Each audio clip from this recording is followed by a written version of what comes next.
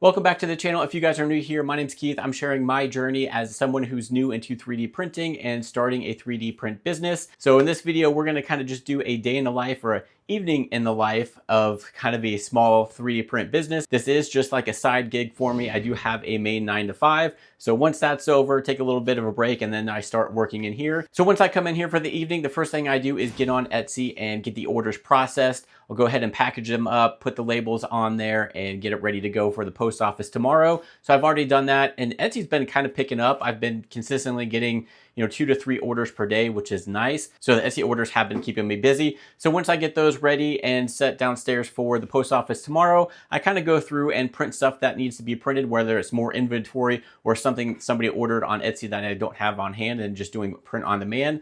Or I kind of print off some stuff for fun or any projects that I'm working with. But today we actually have to fix a couple printers that have been down for quite a while. I've had to wait for these replacement parts for what seems like forever. They're finally here, so it's time to get these printers back up and running. So let's go ahead and jump into that. All right, so we need to come in here to get the Eligu up and working. Finally got a nozzle shipped. Did take quite a while for this to come in. I did order more just in case. This is kind of how it's been sitting for the last 10 to 20 days. And yeah, it's just the Bamboo Lab PLA that for some reason was having issues with it, even though it was dried. But we'll go ahead and swap out this nozzle. For some reason, this thing got really clogged and something got messed up right here. As you can see, I'm not sure what happened there, but I just could not get that unclogged. So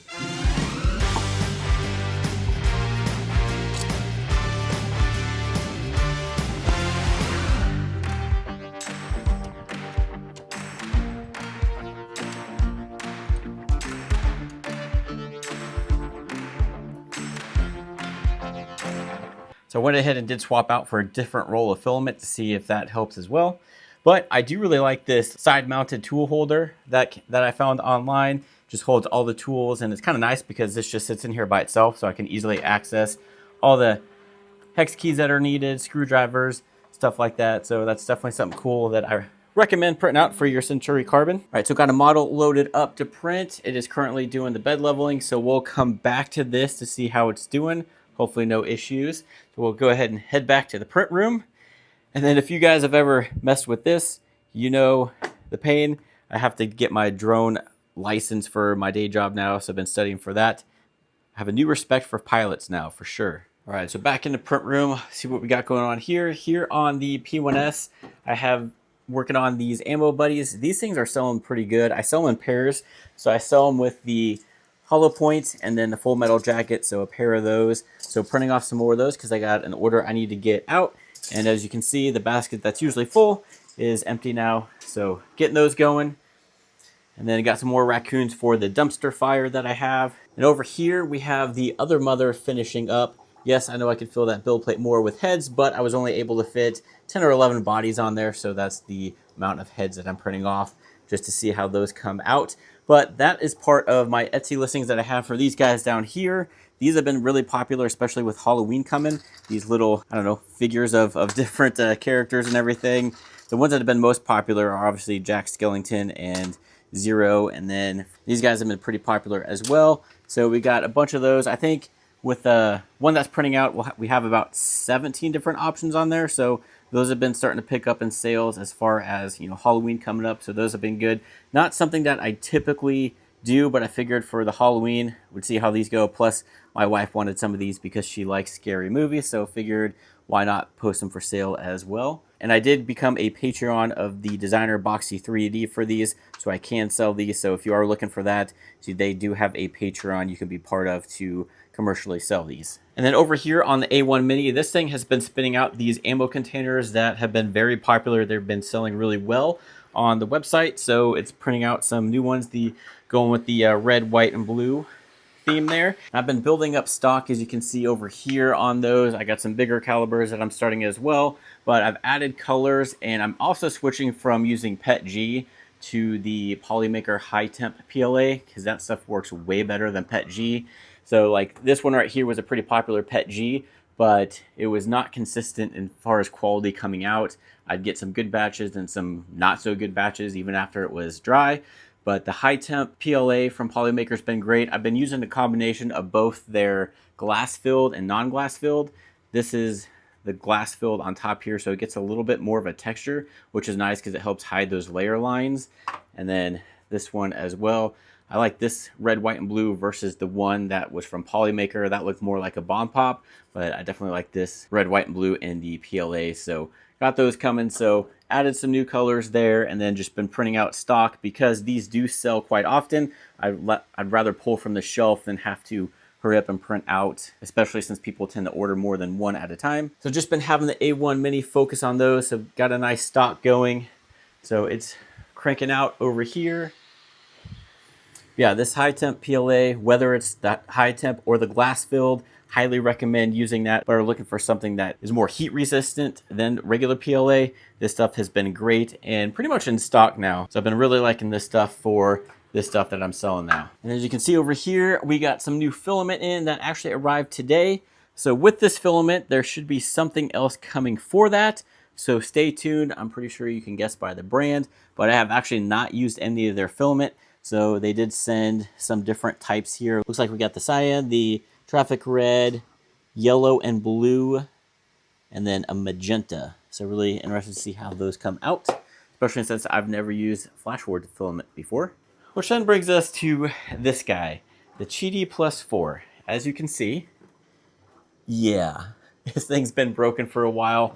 Waiting on another one of these. This is the second hot end I've gone through. Hopefully get that replaced and fix the issues that has been going on with this. So let me get set up for that. All right, so what happened was the same thing that's been going on. So I just had regular PLA in here and I did quite a few prints. Everything came out great. Did this really cool silk vase and then some big prints using PLA. Everything went great. Then I stuck in some black filament, the Bamboo Lab stuff that had been dried, and it clogged and was doing that ghost printing. So took everything apart, got the clog cleaned out of the nozzle and put everything back together. Did make sure the extruder was clear and it would not load the filament into the hot end. So after messing with it, tearing it down a bunch, made sure everything was cleared out. I did check to make sure the clog was clear in the nozzle by just putting the filament through there outside of the extruder. Everything came out fine, but then putting the nozzle back in, it was doing the same thing. It would not actually feed down past the extruder. And so sent a couple videos to Cheaty that they asked for. And basically they had me try to feed the filament through the extruder with the hot end removed, and that worked.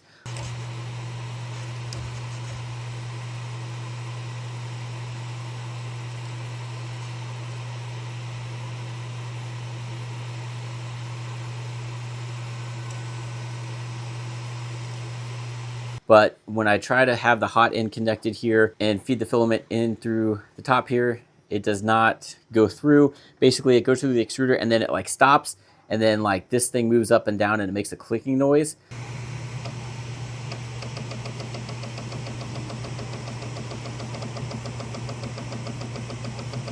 So there's something going on here and they think it was the hot end, so that's why they sent me a new one. And before anybody asks, yes, I have been printing this with the lid off and the door open all the time with PLA. So that was not the issue. I don't know if it's just because it's been super humid here recently, but I've definitely been getting a lot more clogs on these machines. So I cannot wait for fall to come if that is the reason. So let's go ahead and get this hot end out and the new one in. I'd hate to say it though, if you're somebody that likes to tinker, this would be a good printer for you because that's all I've been doing with this thing. I think I've spent more time tearing this thing apart and putting it back together, figuring out issues more than I have spent printing with it. So sounds terrible, but that's just been my experience having to tinker with this thing a lot, which is not fun when you're running a 3D print business. So basically the filament was coming all the way through down here and it was working just fine. But for whatever reason, when the hot end was on there, it was not working. But like I said, I did check, this thing is clear. There are no more clogs in here, but for some reason it's not feeding through. So we'll see what's going on. So they do provide you instructions with the correct way to install it. You'll see that the little clip there goes on the bottom. So that way you know you are installing this correctly. So this clip right here, you'll install just like that with this on the bottom.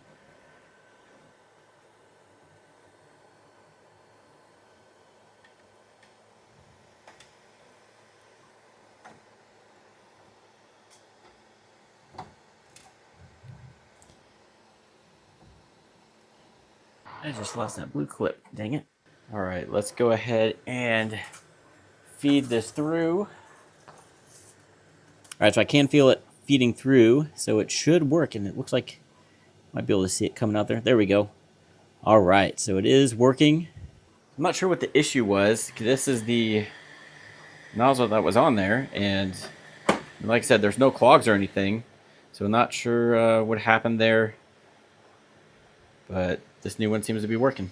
I did lose that blue clip down there. I think it went underneath the bed or something. Dang it. Oh well, I'll have to dig that out some other time. But it shouldn't be that big of a deal, hopefully. Fingers crossed. Man, it flung over here, and I think it's just under there, but I can't get to it or see it, but it does not look like it's down here anywhere. Oh well.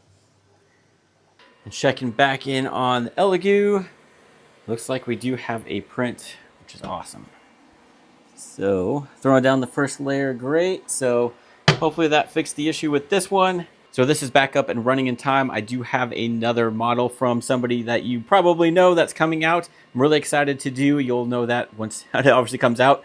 But a lot of the larger size prints I like to do on here that are single color, because I know when this printer works, everything's going to come out great. I have had no issues with the quality of the prints on this thing. The only issues I've had on this are just a couple clogs, and that's it. Honestly, if that's the only issues I'm going to have, I can live with that. But as far as like a single color print, especially a big one that's going to take a while and have a lot of detail, I'm sending it to this guy because I know it's going to get the job done.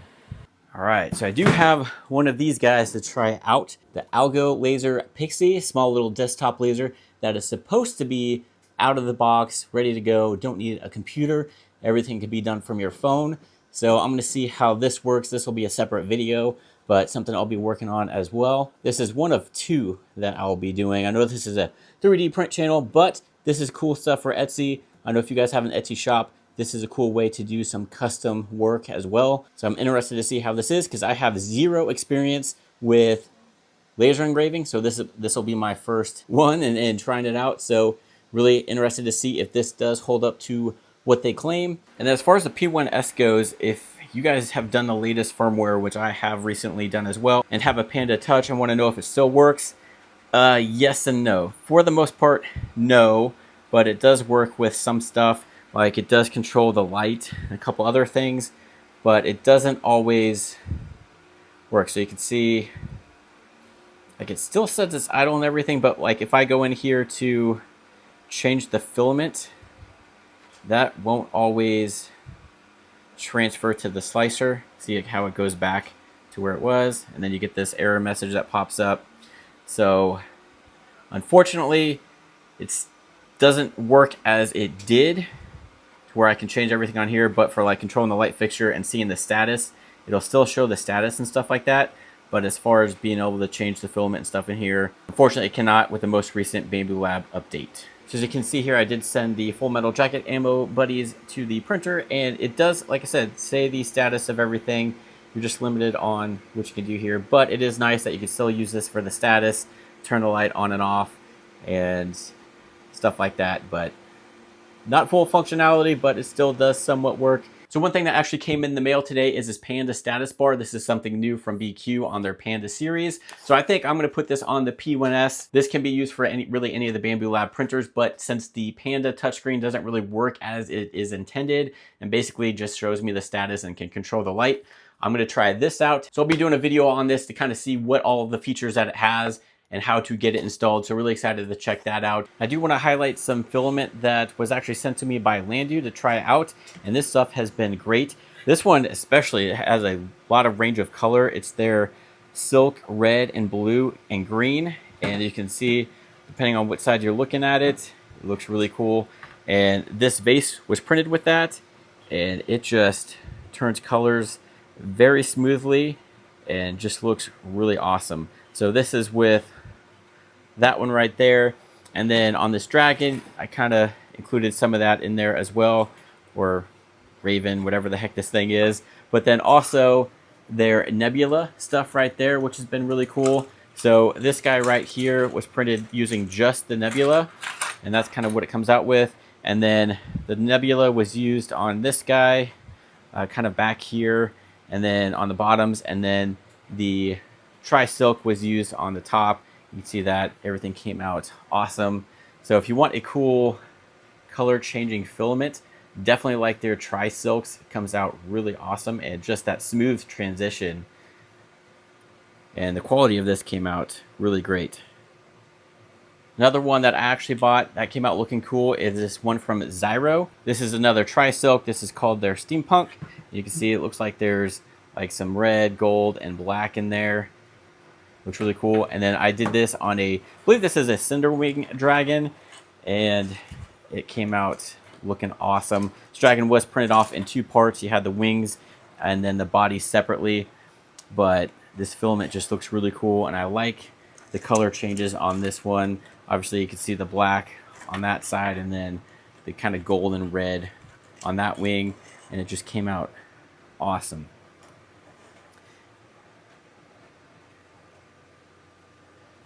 All right, and the Cheaty Plus4 just finished, and does look like everything is working again. So hopefully we won't have any more clogs, fingers crossed. But again, it seems like this will work for a while, and then it'll just randomly get clogged, even with everything open. Like, yeah, when I'm printing and I'm in here, I do leave the door kind of shut so that way I don't bump into it. But I do leave the glass lid off, and then as soon as I leave here, I will pop the door open just to help with the temperature inside there. But we'll see. All right, so the good news is both the Eligu and the Cheaty Plus4 did finish their print without any issues, and they came out great. What I'm going to do, especially with the Cheaty, is once I'm done with the filament and I'm not going to be running the printer for a while, I'm just going to take the filament out, kind of like I did back here, as you can see, just to maybe prevent any issues until we get out of this humidity season. And really the rest of my time spent in the evening is answering any emails, working with brands that I need to take care of and stuff like that, and then really testing out anything that I need to test out so that I can work on videos for you guys. So that's pretty much where I'm going to wrap up this video. Hopefully I can get that drone certification sooner than later, so I don't have to worry about that anymore, because that has taken quite a bit of time to study for that. But stay tuned. I'm going to be doing a video on some upgrades for the P1S, since I haven't really upgraded it other than the Panda touchscreen. So I'm going to put this status bar on there, and then I got a new hot end and extruder. That's an upgrade for it, and a couple other things. So stay tuned for that. If you guys like this content, feel free to hit that like and subscribe button. It does help out the channel. If you have any questions, let me know down in the comment section, and go ahead and check out these videos up here.